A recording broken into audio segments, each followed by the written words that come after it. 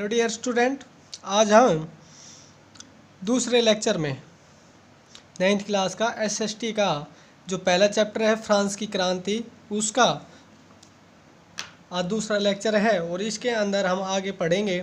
इससे पहले हमने फ्रांस की क्रांति के जो कारण हैं उनमें आर्थिक और सामाजिक कारणों को पढ़ा और जानने का प्रयास किया कि फ्रांस की जो क्रांति हुई उसमें किस प्रकार आर्थिक कारणों ने और सामाजिक कारणों ने फ्रांस की क्रांति को होने में अपना महत्वपूर्ण योगदान दिया। अब का कारण जानने की कोशिश करें कि राजनीतिक क्या कारण था जिसकी वजह से फ्रांस की क्रांति हुई और फ्रांस की क्रांति होने में जो परिणाम निकल के आए उसने किस प्रकार राजनीतिक जो स्वरूप क्रांति से पहले था वो किस प्रकार चेंज किया गया, क्या उसमें बदलाव किया गया और जो फ्रांस की क्रांति 1789 में हुई उसके बारे में पढ़ते हैं। अब जो फ्रांस की क्रांति की के समय या उससे पहले अगर राजनीतिक स्वरूप का अध्ययन करते हैं तो पाते हैं कि जो वहाँ पर जो राजतंत्र व्यवस्था थी फ्रांस की क्रांति से पहले फ्रांस में, और वहाँ पर जो राजा था वो कौन था? लुई सोलवे था। किस वंश का था? बुर्वो वंश का था। लुई सोलवे था। वो बड़ा ही क्या था? विलासी का ऐशो आराम भोग विलास और मदिरा पान और अपने ऐशो आराम के लिए करता और जनता की अनदेखी करता है। नशे पान का ज़्यादा संगीतों में लगा रहता है और जनता की किसी प्रकार से वो केयर नहीं करता। एक और था जहाँ पर वो रहता था, राजा का महल है, उसको क्या बोला जाता था?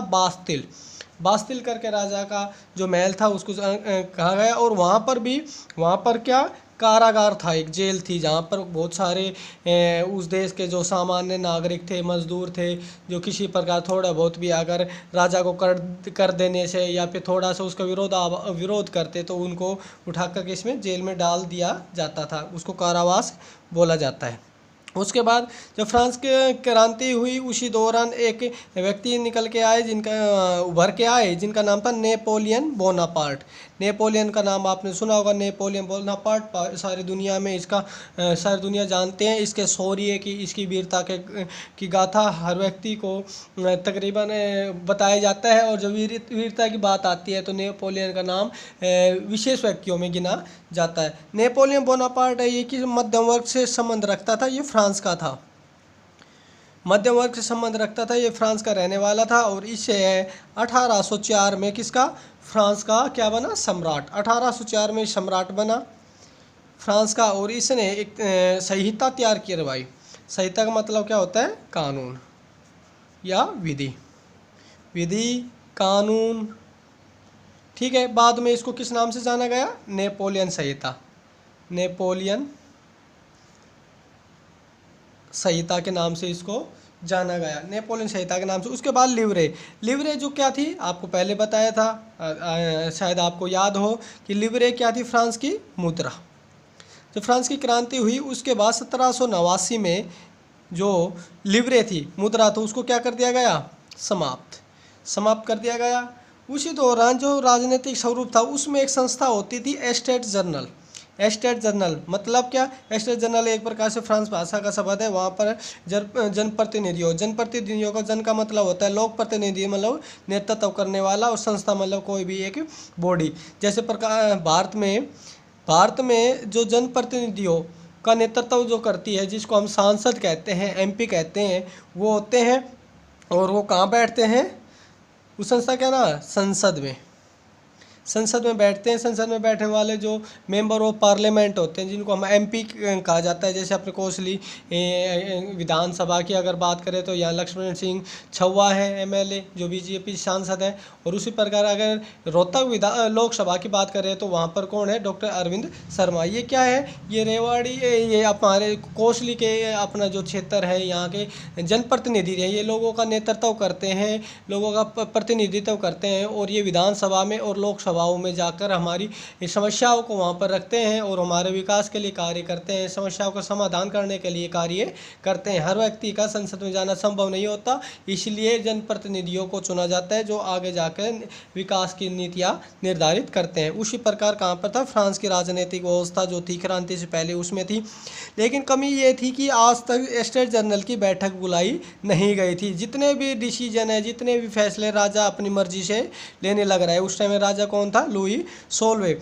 और जब उस समय की अगर बात करते हैं तो राजनीतिक रूप से महिलाओं को किसी प्रकार का अधिकार नहीं था। उसका क्या किया जाता था, शोषण था। और उस समय महिलाओं ने भी एक बात कही थी कि जब महिलाएं खेतों में, घर में, फैक्ट्री, जितने भी काम होते हैं उन सब में जब महिलाएं भाग लेती हैं, अपना योगदान पुरुष के साथ बढ़ चढ़ कर करती है, तो फिर उसको राजनीतिक रूप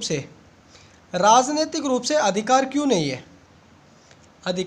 नहीं है, राजनीतिक रूप से वोट का अधिकार जैसी व्यवस्थाएं हैं उनको नहीं दी गई, जिसकी वजह से भी ये राजनीतिक कारण था जो 1789 की फ्रांस की क्रांति में महत्वपूर्ण भूमिका निभाता है। उसके बाद है शोषण की प्रवृत्ति का क्या है कि किसान हैं और मजदूर, जो छोटे वर्ग के जो लोग हैं उनका जो शोषण की प्रवृत्ति है, उनको क्या प्रत्यक्ष और अप्रत्यक्ष कर लिया जाता था। पहले भी आपको बताया था, प्रत्यक्ष कर किसको दिया जाता था, राजा को, ठीक है। अप्रत्यक्ष कर किस पे लगता था, तंबाकू और पाव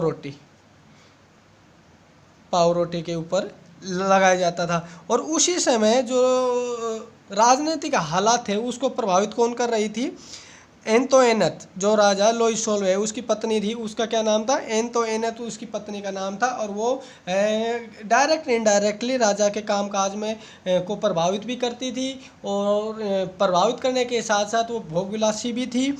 और जो लोगों के विकास के लिए जो टैक्स का पैसा लोगों के विकास के लिए आता था उसको अपने ही ऐशो आराम में खर्च करती थी। और उसी दौरान जब शोषण की प्रवृत्ति और ज़्यादा उभर के आई, जो तम्बाकू और पाव रोटी है उनके क्या दाम बढ़ गए और हर व्यक्ति की पहुंच से बाहर उनको खरीदने का सामर्थ्य नहीं था। ये सब कारण ऐसे थे जिनकी वजह से फ्रांस की क्रांति हुई। हमने आर्थिक कारण पढ़े इससे पहले के लेक्चर में, आर्थिक कारण और सामाजिक कारण पढ़े। आज हमने राजनीतिक कारण है, और उस कल हम आपके सामने जो बताएंगे वो क्या, तात्कालिक कारण और क्रांति की घटना है। Okay friends, thank you.